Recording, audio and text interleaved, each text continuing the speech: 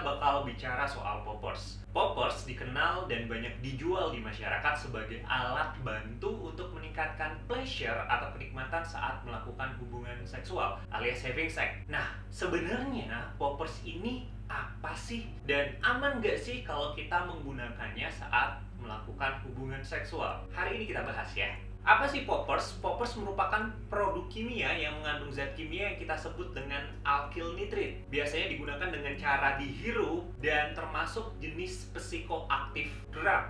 Nah, cara kerja poppers ini adalah sebagai vasodilator. Cara kerjanya adalah dengan melebarkan pembuluh darah dalam tubuh kita. Nah, biasanya alkyl nitrit oleh kita para dokter digunakan pada saat ada kasus-kasus seperti serangan jantung dengan mekanisme melebarkan pembuluh darah sehingga aliran darah meningkat dan suplai oksigen juga meningkat. Selain itu juga bisa digunakan untuk kasus-kasus seperti keracunan sianida.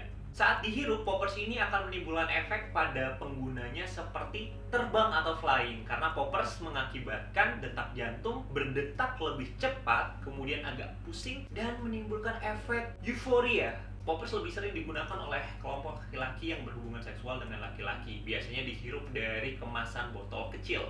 Ternyata nggak semua orang loh menyukai efek dari poppers ini. Sebagian orang merasa ketika menghirup poppers menyenangkan, tapi sebagian ada yang merasa poppers ini mengganggu, tidak menyenangkan, bahkan membingungkan. Mungkin kita flashback sebentar ke belakang ya. Gimana sih sejarah dari poppers ini akhirnya digunakan sebagai alat bantu rekreasi saat melakukan having sex? Amyl nitrit ditemukan pada tahun 1844 oleh Antoine Jerome Ballard. Kemudian dipopulerkan untuk pengobatan angina pectoris atau serangan jantung oleh Sir Thomas Lauder Burton.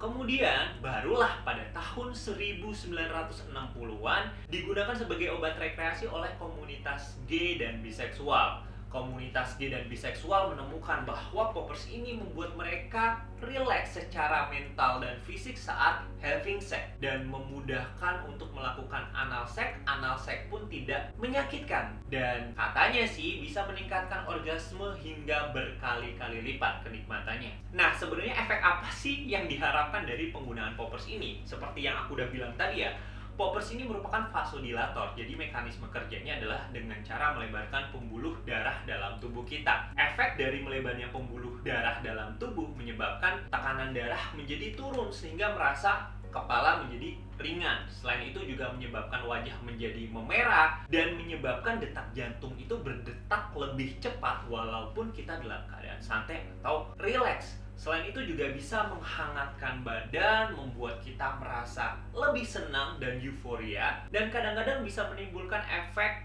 berupa tekanan otot itu berkurang, bahkan bisa menurunkan kesadaran diri. Efek lain yang ditimbulkan oleh poppers adalah relaksasi dari sfinkter anal atau otot lubang anus. Nah, efek inilah yang biasanya dicari untuk fasilitasi melakukan anal sex. Selain itu juga pengguna menyatakan bahwa poppers ini menyebabkan sensasi yang luar biasa ketika melakukan hubungan seksual, meningkatkan rasa gairah dan kenikmatan dari orgasme. Selain efek yang diinginkan, ternyata poppers juga menimbulkan efek samping yang cukup banyak nih, yang perlu diperhatikan dan perlu diwaspadai. Antara lain, poppers dapat menyebabkan efek samping seperti: yang pertama, poppers dapat mengiritasi kulit, terutama di bagian hidung dan mulut yang terpapar hirupan dari poppers. Iritasi ini dapat menyebabkan beberapa penyakit seperti impetigo atau dermatitis seboroid yang parah. Butuh waktu sekitar 10 hari setelah poppers dihentikan untuk menyembuhkan impetigo atau dermatitis seboroid yang parah ini. Poppers juga cukup mengiritasi, terutama poppers yang beraroma sehingga dapat menyebabkan sinusitis dan menyebabkan alergi yang menyebabkan jadi sesak nafas dan mengi. Ketiga, sakit kepala merupakan efek samping yang paling sering muncul, dari sakit kepala ringan hingga berat dan bisa bertahan beberapa hari. Dan beberapa laporan menyatakan poppers ini dapat menyebabkan kerusakan mata pada beberapa individu tertentu. Kelima, poppers dapat berinteraksi juga dengan obat-obatan lain, terutama pengobatan untuk disfungsi ereksi seperti Viagra atau Sildenafil atau Cialis alias Tadalafil. Penggunaan bersamaan poppers bersama dengan obat-obatan untuk disfungsi ereksi dapat menyebabkan efek yang multiple karena cara kerja mereka hampir sama, yaitu dengan cara melebarkan pembuluh darah.